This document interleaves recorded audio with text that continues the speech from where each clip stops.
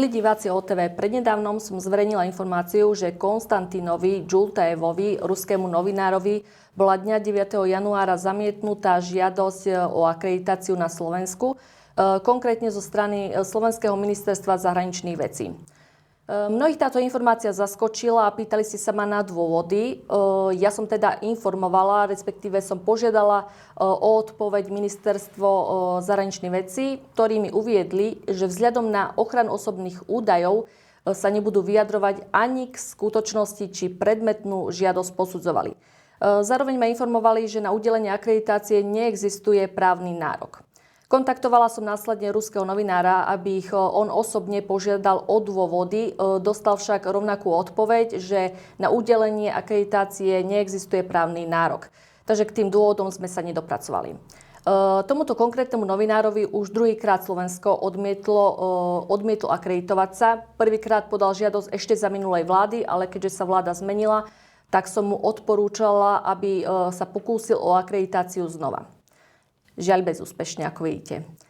Niektorí ste sa zaujímali aj o to, kto je ten novinár, či môžem o ňom povedať niečo viac.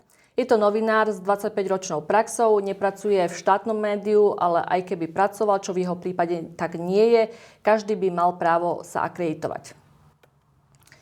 Neviem, či sa v danej veci posunieme ďalej. Po zverejnení mojej informácie o tom, čo sa stalo, ma kontaktovali po niektorí poslanci Národnej rady Slovenskej republiky. Zatiaľ však nemám od nich spätnú väzbu. Pán Džultajev ma však poprosil, aby som vám odovzdala taký krátky video odkaz, ktorý si pre vás pripravil a ktorý vám o chvíľočku pustím. Ale skôr, než to tak urobím, ešte chcem zvýrazniť jednu vec. Nejdem povaliť vládu a kiež by na mne stáli a padali vlády, ale takto to nefunguje.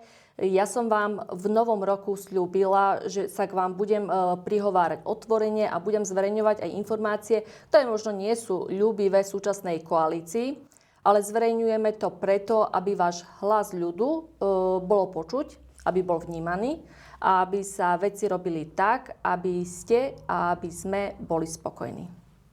Что такое сильное государство? Это государство, имеющее собственное мнение и готовое это мнение отстаивать. Государство, имеющее свой собственный путь.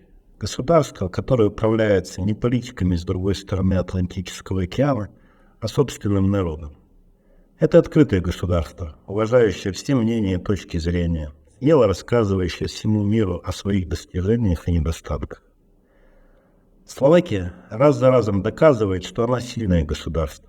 Словакия умеет любить свою страну, свою культуру, свою историю. Словацкий народ знает, что его интересы важнее, чем указания из далекого Брюсселя.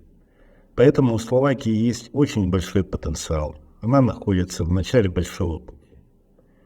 Именно поэтому России и Словакии сегодня очень важно создавать информационные мосты. Сегодня, как никогда, важно сотрудничество средств массовой информации двух стран. Журналисты должны рассказать, что Россия и Словакия сегодня не враги, что у сотрудничества между двумя странами есть будущее. Большое будущее. Мне жаль, что Министерство иностранных дел Словакии пока не видит необходимости такого информационного моста. Мне жаль, что Министерство отказало мне журналистской аккредитации. Мне очень хочется думать, что позиция Министерства по вопросу о работе в стране российских СМИ изменится. Хочется думать, что Словакия не будет закрываться от России, что наши два народа останутся братскими. Это главное, а все остальное не важно.